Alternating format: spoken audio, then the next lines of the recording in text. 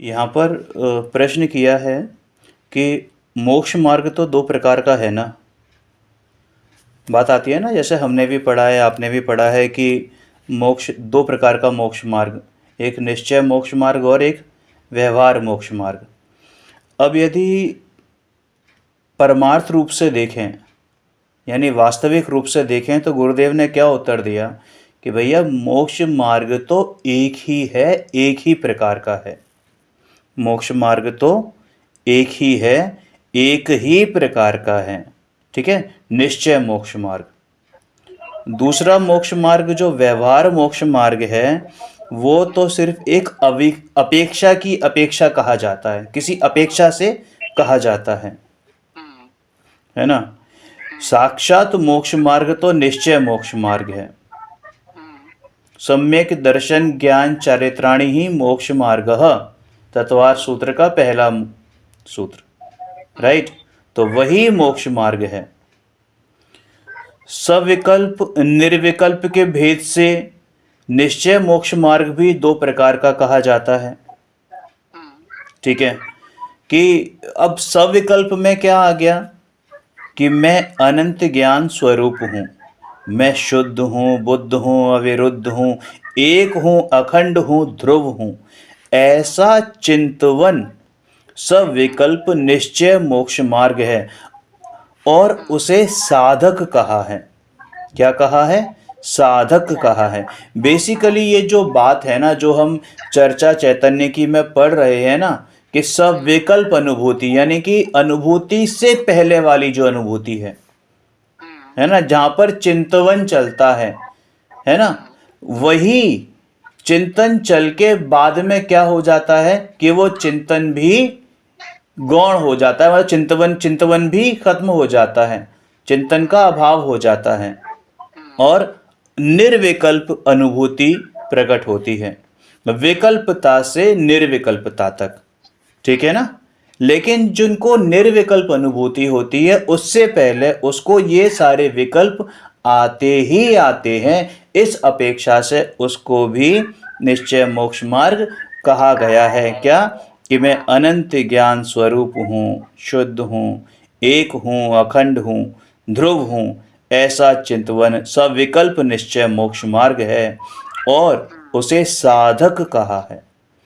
और सविकल्प चिंतवन छूटकर निर्विकल्प आत्म अनुभव होना, यह निश्चय मोक्ष मार्ग है और वह साध्य है। साध्य कौन है? कि साध्य तो अपना एक निज ज्ञायक भगवान आत्मा ही है, मेरा परमात्म स्वरूप ही है, उसी में जमना रमना, एक्चुअल में वही निश्चय मोक्ष मार्ग है और वो साधक के ही होता है। समझ में आया ना। फिर यहाँ पर हवाला दिया है रहस्यपूर्ण चिट्ठी का, रहस्यपूर्ण चिट्ठी का, कि क्या कहा कि हाँ जी, दादाजी की जो है उसमें, नहीं नहीं नहीं नहीं, रहस्यपूर्ण चिट्ठी भाई, पंडित टोडरमल जी साहब की, अच्छा, है ना। कि प्रथम मैं शुद्ध हूँ आदि चिंतवन से अपने ही निज ज्ञायक भगवान आत्मा में अहम पना धारण करता है। अभी क्या है कि हम शास्त्रों से पढ़ रहे हैं, सुन रहे हैं, है ना, अब चर्चा भी होती है, तो हम यही कहते हैं ना कि मैं आत्मा, या कभी कभी कहते हैं मेरा आत्मा, है ना। लेकिन क्या वो हमारे धारणा ज्ञान में पहुंच गया? क्या वो हमारे श्रुत ज्ञान में पहुंच गया कि कोई अगर आत्मा का नाम ले और मेरे रोम रोम मेरा पुलकित हो जाए? क्या ऐसी स्थिति आई है कि आत्मा अपने अंदर से वो निर्णय हुआ है कि मैं ही आत्मा हूं? अभी वो निर्णय नहीं हुआ है, हुआ नहीं है ना निर्णय, क्योंकि ये निर्णय होने के बाद ही ये भेद आता है, ये विकल्प आता है कि मैं ज्ञायक भगवान आत्मा हूं, ये सहज रूप से चलने लगता है। चिंतवन में होगा लेकिन वो सहज चिंतन होता है, उसमें कोई बलपूर्वक नहीं होता, खींचतान नहीं करनी पड़ती। समझ में आया ना।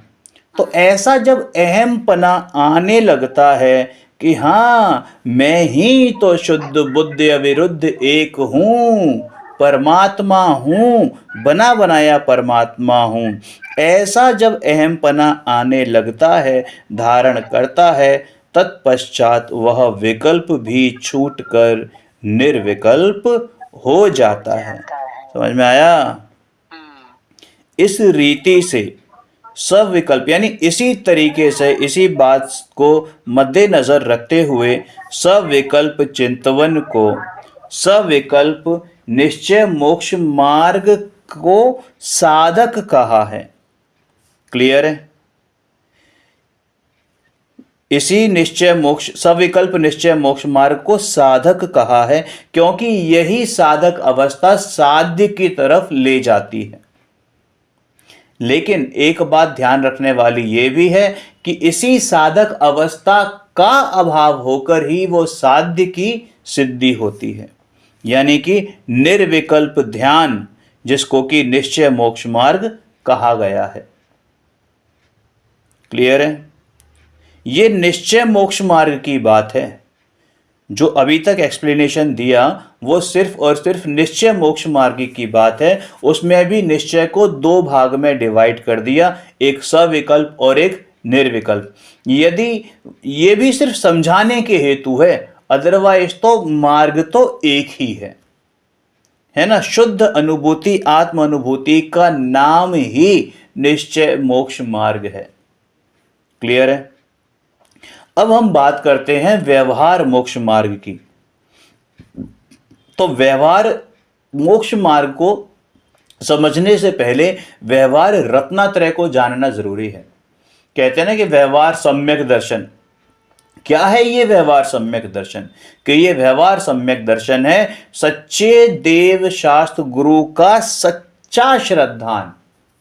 क्या बोला? कि सच्चे देव शास्त्र गुरु का सच्चा श्रद्धान। वो वाला श्रद्धान नहीं कि मंदिर में जाके 2 घंटे 3 घंटे बजा दिए और बाद में जाके 4 चावल चढ़ा दिए, उसके बाद 4 दीपकों से 8 दीपकों से 9 दीपकों से आरती कर दी और वापस आ गए।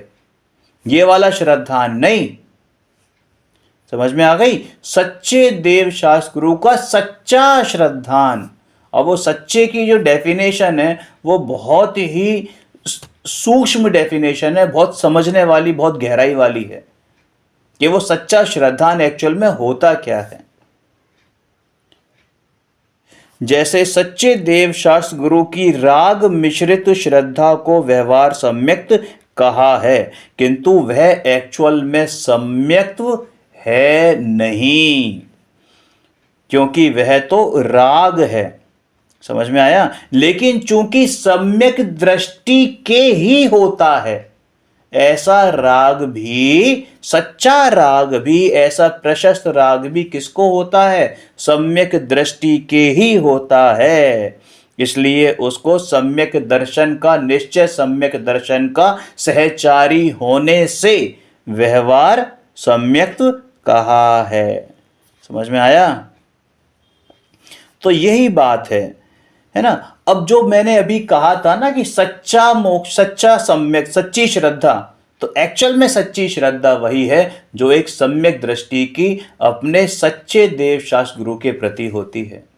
वो श्रद्धा नहीं कि जो मंदिर में गए, पूजा के नाम पर 5-5 घंटे लगाए, लेकिन समझ में एक धेला नहीं आया। ग्रहण क्या किया? कुछ ग्रहण नहीं किया। समझ में आया? तो ये एक्चुअल में सच्चा सम्यक्त नहीं है, तो सॉरी, व्यवहार सम्यक्त नहीं है। व्यवहार सम्यक्त तो निश्चय के साथ ही होता है, इसीलिए वो व्यवहार नाम पाता है। तो जिस प्रकार ये सच्चे देव शास्त्र गुरु की जो राग मिश्रित श्रद्धा है उसको व्यवहार सम्यक्त कहा है, लेकिन वो व्यवहार सम्यक्त भी नहीं है, क्योंकि वह तो सिर्फ राग है। उसे तो सम्यक्त का आरोप करके उसे व्यवहार सम्यक्त कहा है, क्योंकि वो निश्चय के साथी है। तो वैसे ही जो ऊपर अभी बात चली थी ना कि निश्चय सम्यक दर्शन के 2 भेद करे थे, ठीक है, तो वहां पर भी निश्चय मोक्ष मार्ग का आरोप करके सविकल्प चिंतवन को सविकल्प मोक्ष मार्ग कहा है, क्योंकि वहां पर जो विकल्प है वो पर द्रव्यों का विकल्प नहीं है, वो पर द्रव्य में क्या शामिल हो गए कि देव, गुरु और शास्त्र, ये तीनों पर द्रव्य शामिल हो गए, पर द्रव्य में शामिल हो गए। यानी उनका भी विकल्प नहीं है। विकल्प किसका है कि स्वयं के आश्रय का विकल्प है। किसका विकल्प है? स्वयं के आश्रय का विकल्प है। समझ में आया?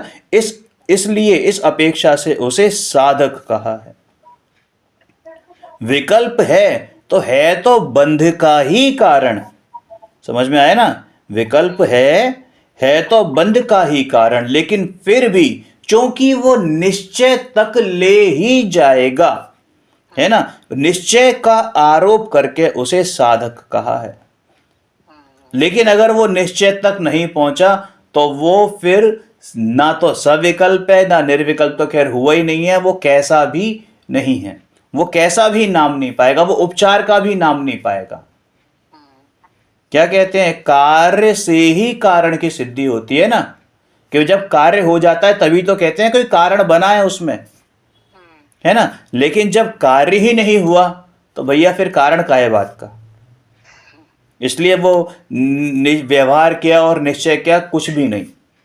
और ये निश्चय और व्यवहार तो ज्ञानी के ही होते हैं, ये तो आप जानते ही हो, है ना। जो सम्यक ज्ञानी होता है, सम्यक दृष्टि होता है, उसी के ये व्यवहार निश्चय वर्तते हैं। मिथ्या दृष्टि के तो ना तो व्यवहार है ना निश्चय है, उसे तो सिर्फ आभास है। चाहे वो व्यवहार आभास में झूले, चाहे वो निश्चयाभास में झूले, और चाहे वो उभयाभास में झूले। समझ में आया? फिर आगे क्या कहा कि मैं शुद्ध हूं आदि निश्चय के सविकल्प चिंतवन को निश्चय नय का पक्ष कहा है ना। तो उसी प्रकार यहाँ भी आरोपित कथन किया गया है। ये कहा गया कि वह मोक्ष मार्ग दो प्रकार का है, लेकिन एक्चुअल में तो मोक्ष मार्ग मात्र एक ही प्रकार का है। निरूपण दो प्रकार से किया जाता है, वो भी दोनों पैरेलल चलते हैं। ऐसा नहीं होता कि पहले एक होगा फिर दूसरा होगा, है ना। हाँ, निश्चय पूर्वक व्यवहार होता है, ये बात 100% खरी है। लेकिन ऐसा नहीं हो सकता कि पहले व्यवहार हो और फिर निश्चय हो, है ना। समझ में आया ना? फिर अब इसी को थोड़ा सा एक्सटेंड करते हुए बोलते हैं कि अगर आप ऐसा कहते हैं तो इसका मतलब क्या द्रव्यलिंग मोक्ष का कारण नहीं है? क्योंकि द्रव्यलिंग को मानते हैं ना कि व्यवहार रत्नत्रय हुआ, मानते हैं ना। लेकिन वो द्रव्यलिंग एक्चुअल में कौन सा होता है जिसको व्यवहार रत्नत्रय मानते हैं? जिनको ऑलरेडी भावलिंग वरत रहा है ना। सम्यक दृष्टि मुनिराज जो हैं उन्हीं को मानते हैं, भावलिंग के साथ होने वाला द्रव्यलिंग। हाँ, समझ में आया? अब देखो कैसे एक्सप्लेन किया है गुरुदेव ने कि ये शास्त्र ज्ञान है, ये द्रव्यलिंग है। अरे 9 तत्वों की भेद वाली श्रद्धा और 6 जीव निकाय का चारित्र भी द्रव्यलिंग है। शास्त्र का विकल्प और पंच महाव्रत आदि का विकल्प भी द्रव्यलिंग है। उसके बाद शरीर का नग्नत्व भी द्रव्यलिंग है, यानी दिगंबर भेष भी द्रव्यलिंग है। लेकिन संत इस द्रव्यलिंग में रुकते नहीं और भावलिंग रूप दर्शन ज्ञान चारित्र का सेवन करके मोक्ष मार्ग और मोक्ष को प्राप्त करते हैं। यदि द्रव्यलिंग मोक्ष का कारण होता तो उसे छोड़कर संत जन अंदर आत्मा के आश्रय में क्यों जाते? समझ में आया? जब तक ये पंच महाव्रतों का आश्रय छूटता नहीं है, आश्रय से मतलब उनका भाव छूटता नहीं है, तब तक मोक्ष मार्ग की भी सिद्धि नहीं होती है, मोक्ष प्राप्ति नहीं होती है। समझ में आया? हाँ, ऐसा भावलिंग के बिना द्रव्यलिंग से ही मोक्ष माना जाता, तो पंचम काल में भी फिर द्रव्यलिंग से मोक्ष हो जाता। बिल्कुल सही बात है, क्योंकि पंचम काल में तो द्रव्यलिंगी बहुतेरे देखने को मिलते हैं, है ना। हालांकि सच्चा द्रव्यलिंग भी बहुत कम है, बहुत रेयर केसेस में, है ना। अब मुंह नहीं खोल रहा मैं, लेकिन हकीकत बात तो यही है कि द्रव्यलिंग भी यूं समझो आप कि भूसे में सुई ढूंढने के समान, भूसे के ढेर में सुई ढूंढने के समान है आज की डेट में द्रव्यलिंगी मुनिराज को ढूंढना। है ना। जिस श्रद्धा ज्ञान को चैतन्य प्रभु अपने निज ज्ञायक भगवान आत्मा का चैतन्य महाप्रभु का आश्रय नहीं है, अरे कौन कि वह श्रद्धा ज्ञान द्रव्यलिंग कही जाती है, क्योंकि वह शरीर आश्रित है। निज आश्रित होती है तो वो तो सीधा सीधा भावलिंग होता है। समझ में आया। और ये जो द्रव्य लिंगत्व पना है ना बिना भावलिंगत्व के, वो पर द्रव्य है, स्वयं द्रव्य नहीं है। इस कारण से वो द्रव्यलिंग मोक्ष का कारण नहीं है। क्लियर है। फिर क्या कहा कि बंध का कारण परद्रव्य और मोक्ष का कारण स्वयं द्रव्य। ये बात तो सही है ना।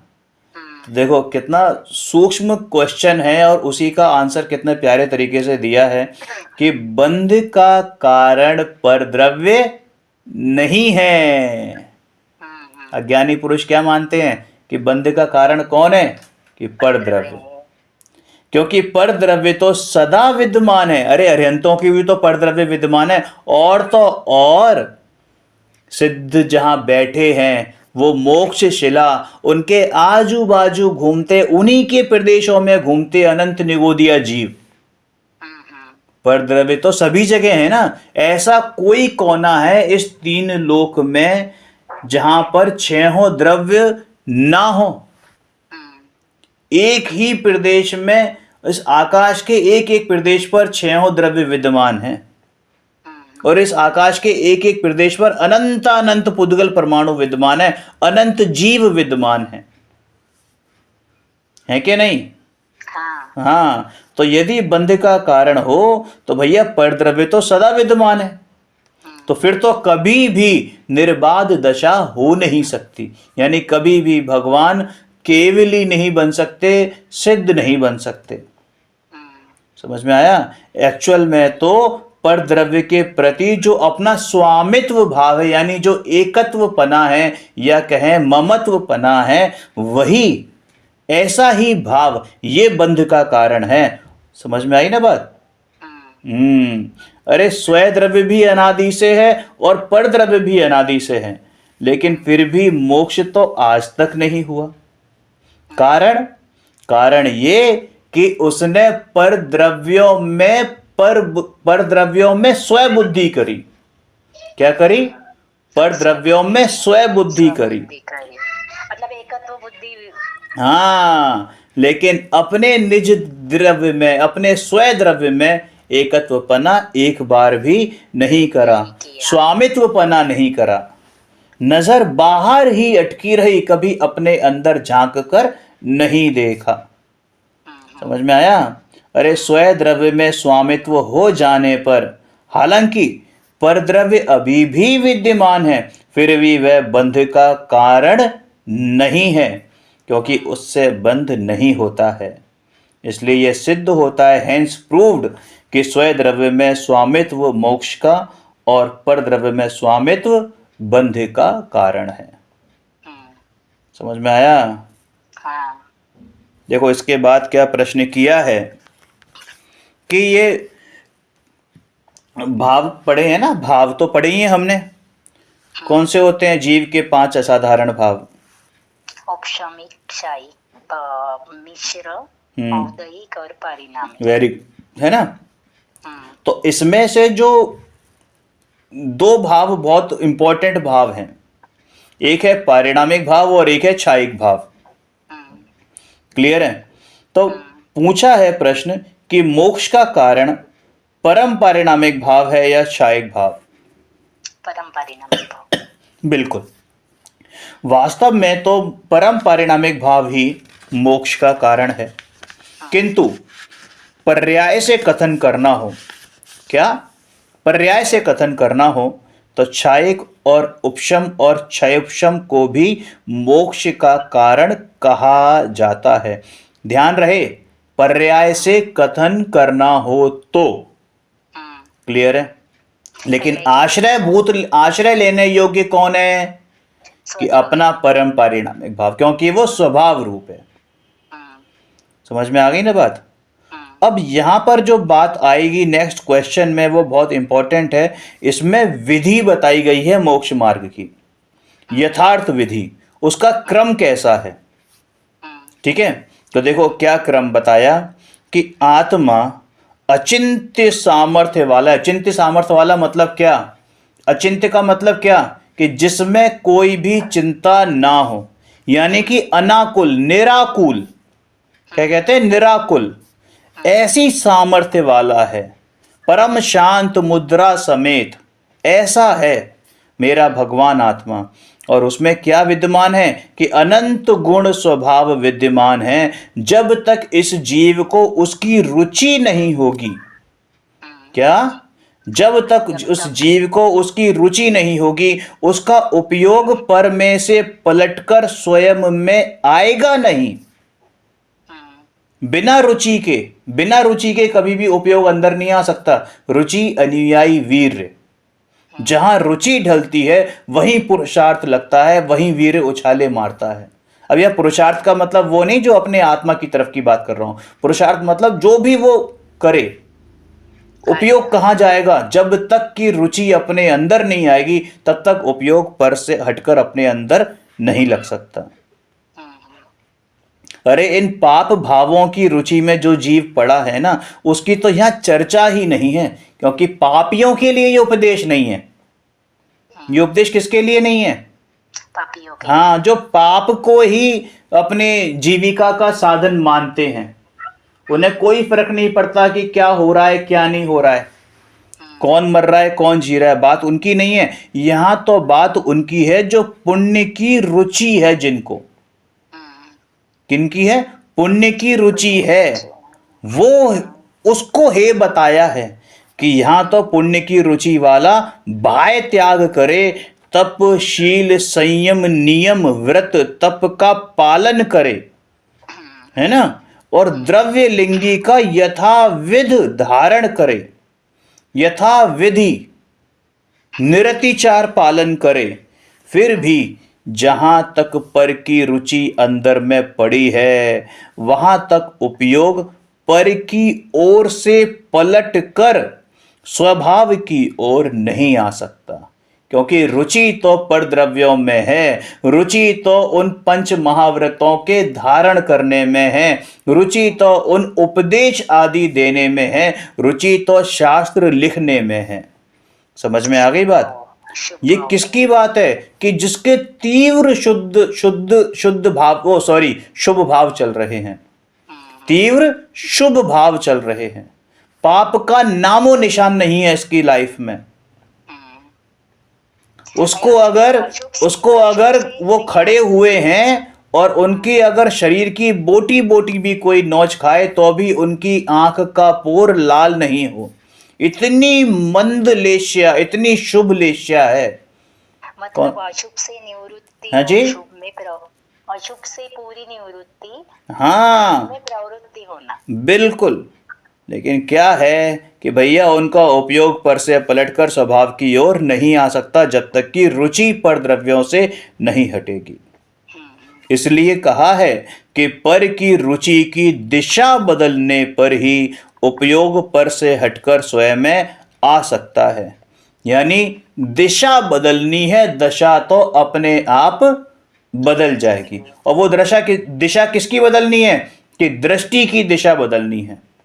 सिर्फ इधर से इधर करना है, उधर से इधर करना है। समझ में आ गई ना बात? दिशा बदलनी है, रुचि की दिशा बदलनी है, दृष्टि की दिशा बदलनी है, श्रद्धान की दिशा बदलनी है, और उपयोग पर से हटकर स्वयं में आ जाएगा। मार्ग की यथार्थ विधि का तो यही क्रम है। समझ में आया? अब देखो जो आपने कहा था कि पहले अशुभ राग टाले और फिर शुभ राग करे और उसके बाद शुद्ध भाव हो, यही क्रम है ना? कि नहीं बापू, ये क्रम नहीं है, ये क्रम है ही नहीं। अरे सबसे पहले तो करने योग्य कार्य है सम्यक दर्शन प्रकट करना। समझ में आया? सबसे पहले सम्यक दर्शन प्रकट होता है, उसके बाद एकदम शुभ राग टल नहीं सकता। इसलिए पहले अशुभ राग टल कर शुभ राग आता है, यह साधक के क्रम की बात है।